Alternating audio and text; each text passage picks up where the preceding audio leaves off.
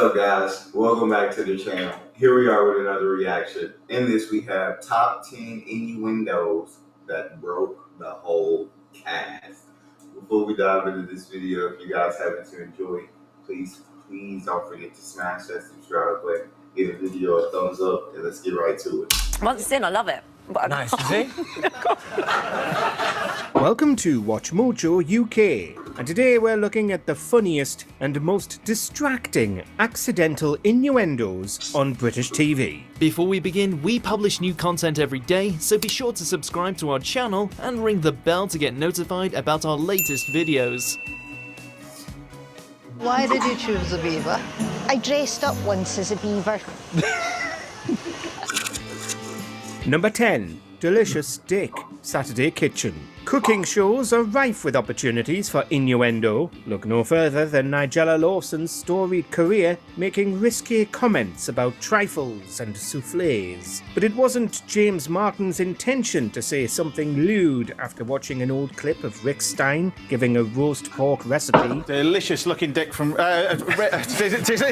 Sorry about that. Rather than compliment Stein's dish, he said this, and the entire studio devolved. Delicious looking dish from Rick there, pork, yeah. This week's masterclass is something that... It's well known that the wine flows rather liberally on the Saturday Kitchen set, despite being filmed in the morning, so we're not surprised that a Freudian slip like that would get such a reaction. Even the crew lost it, though Martin tried to swiftly move on. I do apologise for that. So what we're going to do now... Number 9. Milkman. Good Morning Britain. Can I just quickly do mine, first of all?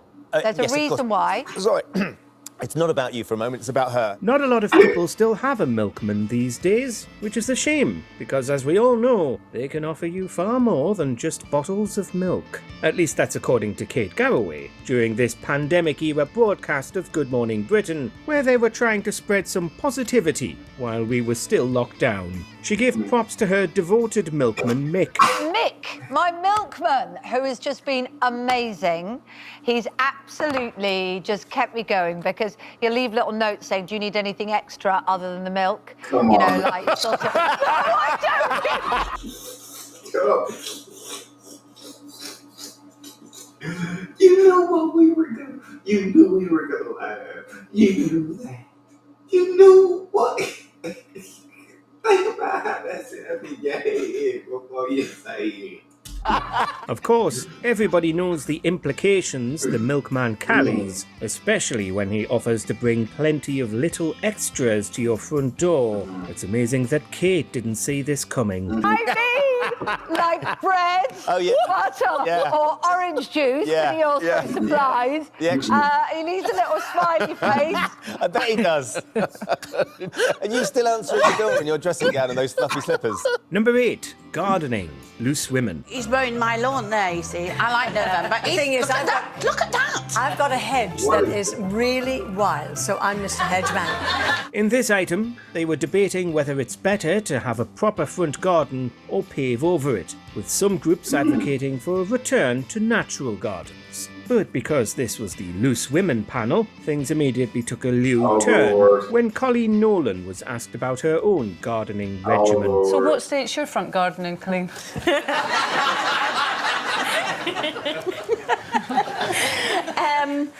Nothing that's a little trim, wouldn't it? There are many more inappropriate moments from Loose Women, since that's the programme's bread and butter. In other incidents, they've talked about strapping men coming around to mow their lawns and trim their hedges. So Jamelia's front garden's in perfect order and Colleen's needs a bit of a trim. I think we know who we are. What do you think? Stop it now. But when you're tuning in to ITV in the middle of the day, you expect a group of leery women talking about being yanked. Oh, so my flat's come down. Number 7. Altogether, passionately QI. I mean, I'm happy to do it as long as I can go on top. I think you should speak to Josh. As long as you've got a cushion, I'm fine with it. For this tricky question, they were asked to reenact the famous opening scene of the classic film Altogether Passionately, which none of them had heard of. Going by the name, though, some suggestions were made. Is there an Italian phrase for the sound of music? Apparently Apparently that's what they called it, Altogether Passionately. Oh, no. That sounds like a film you wouldn't watch on a train. It turns out that this was the Italian title of The Sound of Music, which leads to an anecdote from Sandy Toksvig about a time she met Julie Andrews. Do you know, I was once lucky enough to meet Julie Andrews. It's the only time in my entire life I've been completely speechless. Because she wouldn't shut up. She just asking me what my favourite things were. It's very annoying. Cue this even more ridiculous impression from Alan, in which he presents his imagined version of how that conversation with Julie Andrews went. Instantly, Sandy was crying, as was Susan Carlman on the other side of the studio. Do you like them tied up with string? I bet you do, girl. I bet you do. What's a deer? What's a female deer? Come on, leave me alone.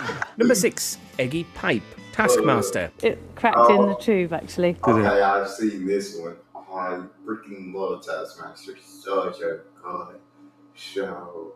And I pick characters to love every season, and they never disappoint. I'm trying to think of who's been my favorite character. I'll think as this continues to play. Yeah. In this extended outtake from Taskmaster's 10th series, it was Catherine Parkinson's attempt to get a raw egg into the frying pan in the middle of the derelict warehouse they were filming in. They all did badly, but at least Catherine was bad in a more entertaining way, though the clip of them reacting in the studio was significantly trimmed down. Well, I guess it looked like... Oh, sponge. Yes. Cool. It's a bit like... Just sort of dribbling out. It looked like spunk coming out of a big old... Oh, lovely. After watching the footage, everybody knew what it looked like, but nobody wanted to see it. Even Greg Davies, who couldn't keep it together. It took Alex Horne a minute to work it out, but when he did, the situation deteriorated even more. Using an egg and some black piping, who can make the biggest spunky? Who can give us the best? Congratulations, Catherine. Thank you, yeah. I'd have won. Number 5, Tiny Thing. My favorite character is Carrie. Is it Golden? The comedian / actress. She was absolutely here. The Bosch Queen. There was something about the Bosch Queen every time. Bosch. And it's, I loved Carrie. Carrie probably was my number one out of all the Taskmaster contestants. The Graham Norton Show. But we now do have to... Oh, no, you can go occasionally to an astronomically expensive restaurant where you can't really talk because they need to describe the tiny dish. Britain's favourite Australian pop star Kylie Minogue was back on the red sofa to talk to Graham Norton, and things started off poorly when he forced everyone to listen to David Mitchell rant about how much he hates posh restaurants. Graham then asked Kylie this loaded question, stunning her to silence. I don't want to speak for you, Kylie. I think you enjoy the long description of the tiny thing. Excuse me. What did you say? Stephen Graham, next to her, couldn't believe his ears, though Norton feigned innocence. Unlike David Mitchell, Kylie and Stephen were both in favour of fine dining experiences with elaborate menus, even if the question was couched in filth. As mentioned by David just now. Am I wrong? Yeah. Yes.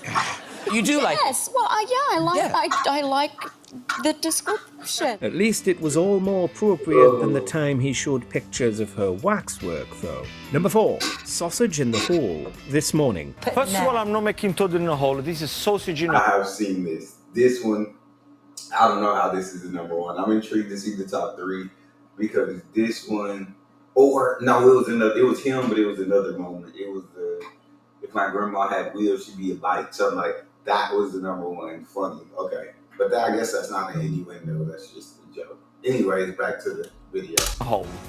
It's not a toad in a hole. Gino D'Acampo is an innuendo machine, to such an extent that ITV itself tried to cancel him over it in early 2025. But before that, he regularly went viral for his quips on This Morning, notably this one, in which he put his own Italian spin on the classic British dish toad in the hole. To start, he refused to call it toad in the hole, which, to be fair, does sound unappetizing if you're from a different country, calling it by a new name that he preferred. And what makes the sausage bit Italian?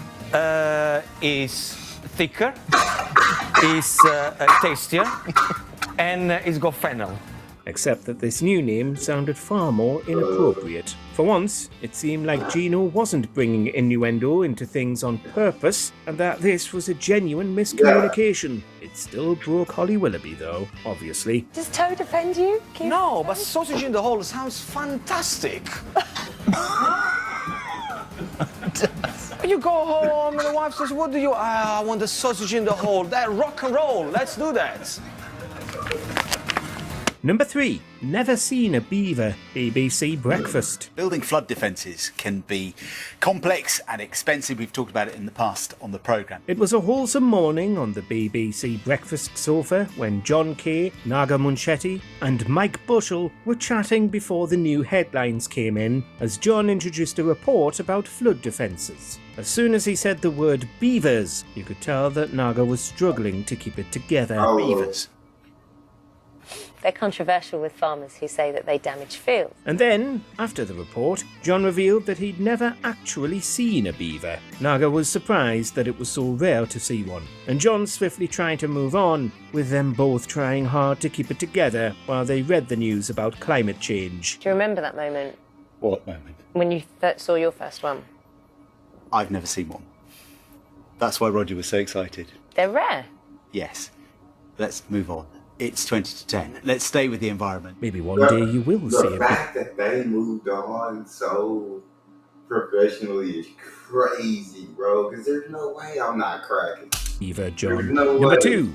Beavers again. The Great British Bake Off. Another beaver incident. This time, Pru Leith was the one responsible. While talking to a baker about her beaver-themed cake, Pru admitted that she was also woefully unprepared where the animals were concerned. I'm not even sure I know what a beaver looks like, so... Stop it. Quite sort of shapely, a boozy beaver. That is the best. The jokes didn't stop when Nikki brought the beaver up That's to be a nice judged at cake, the though. end, with My the entire lady. tent now witnessing Pru as she stumbled. Now, Nikki, tell us about your beaver.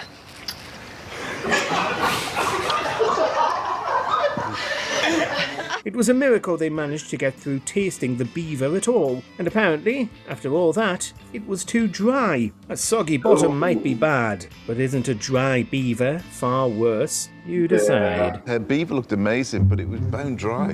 Yeah, I don't like dry beavers. Yeah. Number 1, Willy wanging. This morning. Have you ever hit anything that you've been throwing at? Funnily enough, I've never willy wanged since then. Of course, it's another Holly Willoughby blunder at number 1. This time, she and Ben Shepherd were talking about the age-old British sport of welly wanging, where people lob a Wellington boot as far as they can. Holly, however, misspoke, despite being warned earlier by Ben of the exact dangers of doing an item about welly wanging in the first place.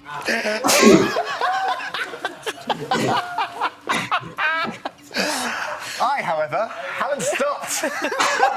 This came during a segment where they were reminiscing about a past welly wanging attempt on This Morning, when Holly broke the studio's prized golden pineapple prop. Despite being a natural welly wanger, she never reattempted it, and that's probably for the best. Yeah. Sam and Jack and I went welly wanging with Will, and Will was welly wanging. Yeah, it's not easy to And say. it's not easy. And I said, don't make that mistake, Holly.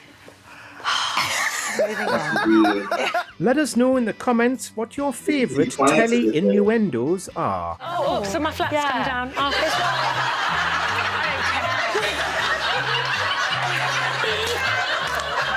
He implanted that into her brain, bro. She wasn't even thinking about saying Willy wanging. He implanted it to where she thought about not saying it so much she slipped up and said it.